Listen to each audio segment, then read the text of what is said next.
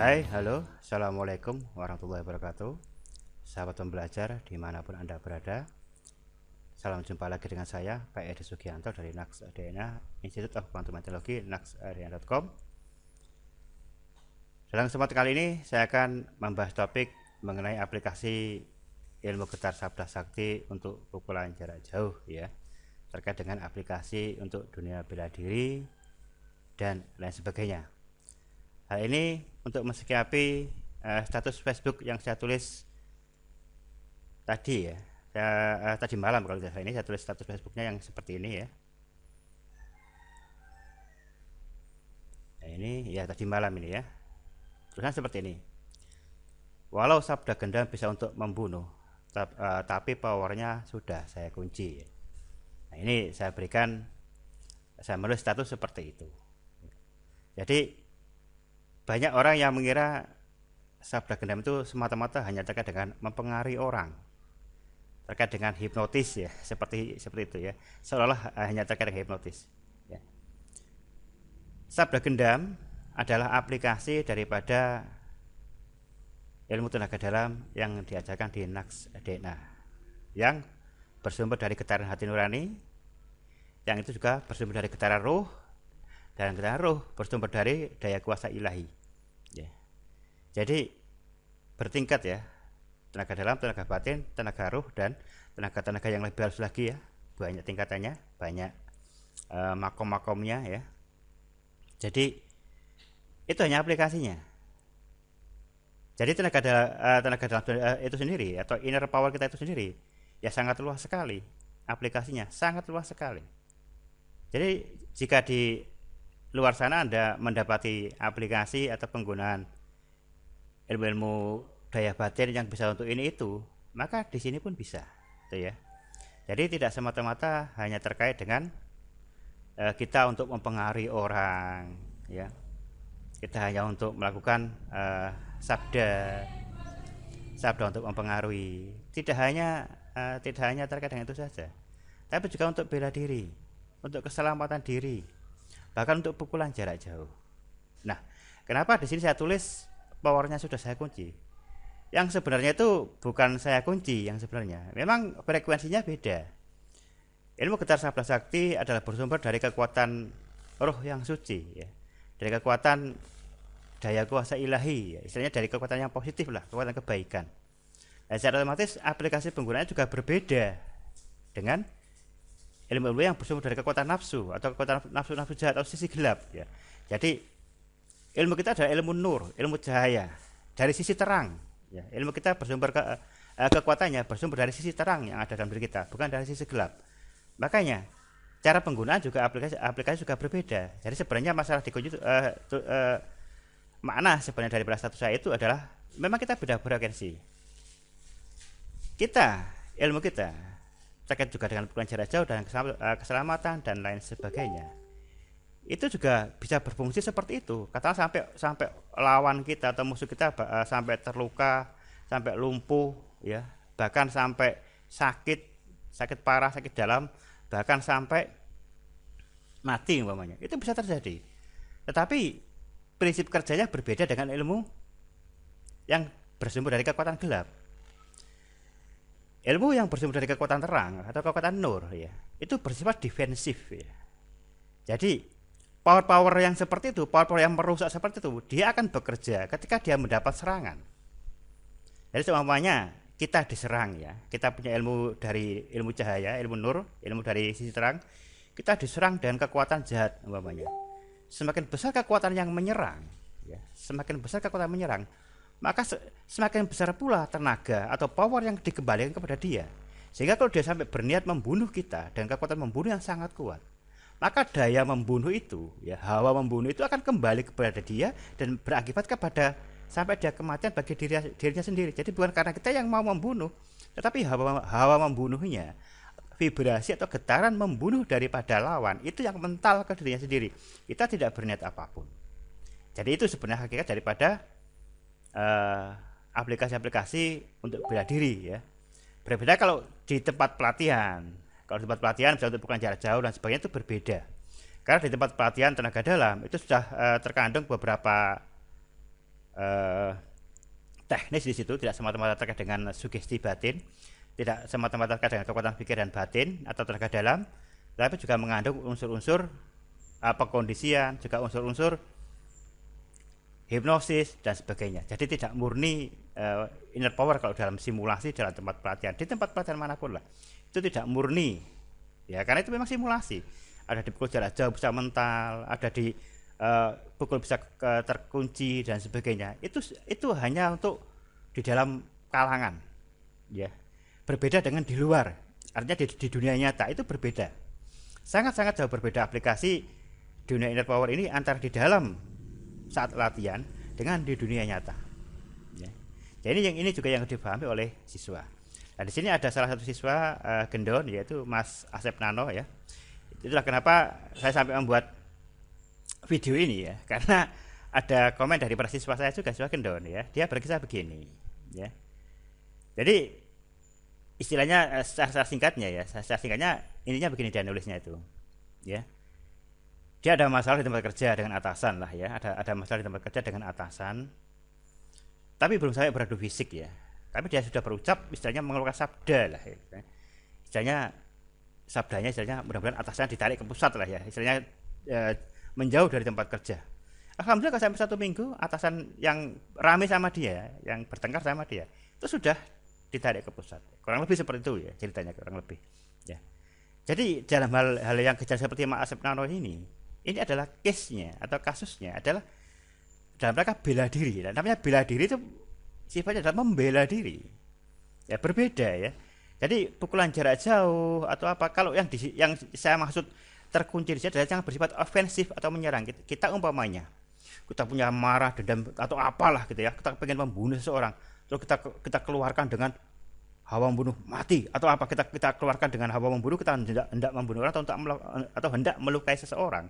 Itu nggak bisa. Ilmu putih atau ilmu cahaya tidak bisa digunakan seperti itu tanpa ada alasan yang jelas ya, terus kemudian melakukan kejahatan kepada orang lain atau ingin merusak orang lain atau ingin membunuh atau sampai membunuh orang lain ya. Power dari kekuatan putih tidak bisa digunakan seperti itu. Ilmu putih hanya bekerja kalau ada alasannya ya, ada alasannya terkait dengan keselamatan diri, terkait dengan perlindungan diri. Makanya di sini saya tulis seperti itu. Dan di sini juga saya berikan komentar bahwa hanya orang yang berhati jahat yang menggunakan sabda gendam untuk membunuh. Artinya apa? Ya dia memang sudah beda frekuensi dengan ilmu kita. Ilmu kekuatan tenaga dalam yang digunakan untuk sabda dari dia memang bersumber dari kekuatan gelap atau sisi gelap dari dirinya. Ya, bersumber dari sisi gelap. Dari kekuatan sisi gelap yang bersambung kepada nafs, yang bersambung kepada cahaya kegelapan, bersambung kepada iblis dan setan. Ya memang itu mekanisme seperti itu. Kesadaran kita kan ada bawah sadar, ada super sadar. Bawah sadar terkait dengan diri kita sendiri, super sadar terkait dengan dunia luar. Yang kata lain hati kita, kemudian hati nurani, kolbu dan sebagainya itu atau roh, yaitu bertingkat. Nah, kalau vibrasi kita memang sudah di dalam diri kita vibrasinya jahat, ya secara otomatis yang akan membantu kita ya kekuatan jahat, sesuai dengan hukum the law of attraction, sesuai dengan hukum tarik menarik, ya kan? Kalau yang kita pancarkan, kita vibrasi adalah getar-getaran yang jahat ya, penuh dendam, marah, kecewa, pokoknya ingin merusak lah istilahnya, maka getaran kita akan menarik entitas yang astral gaib yang juga bersifat seperti itu. Nah makanya ilmunya disebut ilmu hitam. Jadi untuk pukulan jarak jauh yang membunuh yang bersifat ofensif, artinya menyerang tanpa ada alasan jelas, pokoknya asal kepengin aja, kan, asal bermusuhan langsung diserang ya, itu kalau ilmu putih tidak dapat digunakan kecuali hanya ilmu hitam. Ilmu putih hanya bersifat defensif. Terus kemudian ada beberapa hal yang perlu saya tegaskan di sini ya, yang perlu saya pesankan kepada sahabat semua dan juga siswa Gendon adalah hati-hati terhadap karma ya. Karma itu bahasa universal, tidak berasal dari agama tertentu. Ketika saya mengatakan kata karma itu bukan berarti saya sedang mengatakan ajaran agama tertentu, karena dalam Islam juga ada, tapi tidak disebut dengan karma ya. Dalam Islam istilahnya kalau kita berbuat baik ya kita akan mendapatkan kebaikan, kalau kita berbuat jahat ya kita akan mendapatkan balasan. Itu yang istilahnya hukum sebab akibat, ininya di situ ya. Saya singkat dengan istilah karma. Jadi ketika saya bicara mengenai karma bukan berarti terkait dengan ajaran agama tertentu, bukan, tetapi terkait dengan hukum sebab akibat ya. Yang perlu diperhatikan begini, Allah Subhanahu wa taala itu adil, dan keadilan daripada Allah Subhanahu wa taala itu tertuang dalam hukum alam ya, termanifestasi kepada hukum alam yang disebut dengan harmoni, keharmonisan semesta. Alam semesta itu bersifat harmoni dan selalu akan menuju kepada titik keseimbangannya. Nah, di saat kita sedang ada masalah dengan seseorang ya, katakanlah saat itu kita dalam posisi benar, kita sedang dizalimi, terus kemudian kita dipukul seseorang. Nah, kemudian ternyata pukulan sampai mental kepada dia, sampai akhirnya dia sakit atau mendapat musibah. Nah, yang perlu diperhatikan di sini, di saat itu terjadi namanya koneksi. Nah, ini kalau tidak hati-hati, Anda akan terjebak pada kesalahan teknis ya, kesalahan langkah apa? Anda membalas. Karena di saat itu Anda memang walaupun ilmunya putih masih ada hak untuk membalas ya. Bahkan terkadang hak membalas itu melebihi dosis. Artinya apa? Seumpama nilai kejahatan yang dilakukan oleh lawan Anda itu nilainya 5 umpamanya. Nah, dia sudah mental, nilainya 5 sudah mental, sudah pas umpamanya kan. Tapi Anda masih ada rasa dendam umpamanya.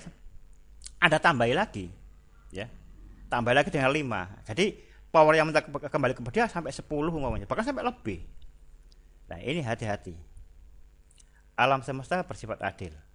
Awalnya Anda yang dizalimi, tetapi balasan Anda kepada dia melebihi kezaliman dia kepada Anda. Efeknya dalam ibarat tinju dalam ronde kedua, Anda sebagai pihak yang zalim. Sehingga Anda nanti akan mendapatkan balasan. Dalam hukum alam disebut dengan dibawa ke titik harmoni ya. Anda akan dihisab, kalau bahasa agamanya Anda dihisab. Saat Anda kembali ke titik harmoni, Anda akan mengalami beberapa hal yang mengganggu diri Anda, dan itu sangat bisa berakibat tidak baik bagi kondisi kehidupan. Jadi ini sekedar pesan saja kepada kawan-kawan. Makanya ini memang ujian ya. Ilmu ini ujian. Anda punya anugerah, dianugerahi oleh Allah, power, kemampuan seperti itu adalah ujian. Makanya sering saya katakan, di balik power yang besar terdapat tanggung jawab yang besar. Kan ini ujian. Ilmu ini ujian. Anugerah Allah ini ujian. Apakah kita kuat atau tidak? Kenapa? Di saat seperti tadi umpamanya ya, di ronde pertama kita dalam posisi yang dizalimi, kita dapat mengembalikan serangan. Dan kemudian di ronde kedua kita menjadi pihak yang zalim. Nah, ini kalau keterusan, maka cahaya hati ya, kiblat hati yang tadinya tersambung dengan frekuensi daripada nur atau cahaya ilahi, pelan-pelan akan terkotori. Hati nurani pelan-pelan ternoda, terkena kotoran-kotoran batin, sehingga tanpa sadar lama-lama menjadi gelap. Sehingga akhirnya apa? Cahaya ilahi tertutup, terhijab, yang ada hanyalah sisi gelap. Akhirnya yang bersih maharajalela dalam diri adalah kuasa setan dan iblis. Ini yang harus hati-hati. Ini yang harus hati-hati. Karena ya ini ya. Ini semua ini ujian itu loh ya. Ilmu, power, semuanya ini ujian. Makanya saya katakan, walaupun kita punya segala macam seperti ini, kita tidak boleh sombong. Kita tidak boleh merasa sok hebat, sok apa. Ya kita merendah saja, seolah kita nggak punya apa-apa. Ya, karena ini memang kita nggak punya apa-apa. Kan prinsipnya la haula wala quwata illa billah. Tenaga dalam itu prinsipnya adalah kekuatan Allah, pertolongan Allah kepada kita, yang diberikan kepada kita. Itulah tenaga dalam sebenarnya. Ya, seperti saya katakan tadi, ya, mulai dari kekuatan batin itu kan bertingkat. Ya, dari kekuatan tenaga dalam, tenaga batin, sampai tenaga ruh, sampai tenaga ilahi. Jadi kalau kekuatan batin kita itu benar, sambungnya akan ke sana, akan sambung kepada ketauhidan, yaitu la haula wala quwata illa billah dan la ilaha illallah. Ya. Selaginya ego kita ada, selagi aku ini ada, maka Tuhan tidak akan ada. Dan selaginya kita merasa punya kuasa, maka di situ kekuatan Tuhan tidak ada di dalam diri kita. Maka kita harus belajar mengosongkan hati dari kesombongan, belajar ikhlas, belajar untuk berendah hati. Karena semua itu bersumber dari Allah. Kalau tidak begitu, maka yang menjadi power kita adalah power daripada diri kita sendiri atau power nafsu kita. Ya, dan pertolongan Tuhan tidak akan turun. sehingga power kita menjadi terbatas. Tapi kalau kita senantiasa sambung dengan Tuhan, maka power yang ada dalam diri kita akan menjadi tidak terbatas, unlimited. Unlimited power. Angka 8, unlimited. Yeah. Simbolnya kan angka 8, unlimited. Nah, kalau kita sudah menata sikap, menata perilaku agar senantiasa selaras dengan prinsip-prinsip keilahian tersebut, maka kita akan senantiasa tersambung dengan Tuhan dan senantiasa mendapatkan power yang bersifat unlimited. Oke, sekian dulu dari saya. Terima kasih atas keadaan sahabat semua, dan bila saya ada salah-salah kata dalam sesi ini, saya mohon maaf yang sebesar-besarnya. Akhirul kalam, assalamualaikum warahmatullahi wabarakatuh. Sampai jumpa di tutorial selanjutnya. Salam sukses untuk Anda semua. Allahumma sholli ala sayyidina Muhammad sallallahu alaihi